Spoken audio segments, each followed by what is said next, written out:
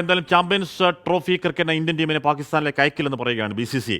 ഇന്ത്യയുടെ മത്സരങ്ങൾ ദുബായിലോ ശ്രീലങ്കയിലോ നടത്തണമെന്ന് ICCയോട് ആവശ്യപ്പെടും. അടുത്തയാഴ്ച കൊളംബോയിൽ നടക്കുന്ന ICC യോഗത്തിൽ BCCI തീരുമാനം ഔദ്യോഗികമായി അറിയിക്കും. പാകിസ്ഥാനിൽ കളിക്കാനില്ലെന്ന നിലപാടിലുറച്ച BCCI ഫെബ്രുവരിയിൽ പാകിസ്ഥാൻ വേദിയാകുന്ന ചാമ്പ്യൻസ് ട്രോഫിക്ക് ഇന്ത്യൻ ടീമിനെ അയക്കില്ല.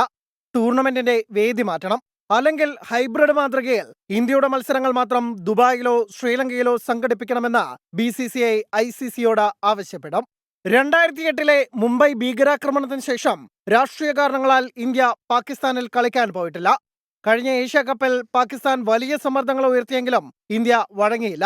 ഒടുവിൽ ഹൈബ്രിഡ് മാതൃകയിൽ പാകിസ്ഥാനിലും ശ്രീലങ്കയിലുമായാണ് ഏഷ്യൻ ക്രിക്കറ്റ് കൗൺസിൽ ടൂർണമെന്റ് നടത്തിയത്. എന്നാൽ ICC ടൂർണമെന്റ് ആയതിനാൽ ഇത്തവണ ഇന്ത്യക്ക് മുടക്കം പറയാൻ കഴിയില്ലെന്നായിരുന്നു പാക് ക്രിക്കറ്റ് ബോർഡ് കരുതിയിരുന്നത്. ഇന്ത്യയുടെ മത്സരങ്ങൾ ലാഹോറിൽ ഷെഡ്യൂൾ ചെയ്ത ICCക്ക് ഫിക്സ്ചർ നൽകുകയും ചെയ്തു.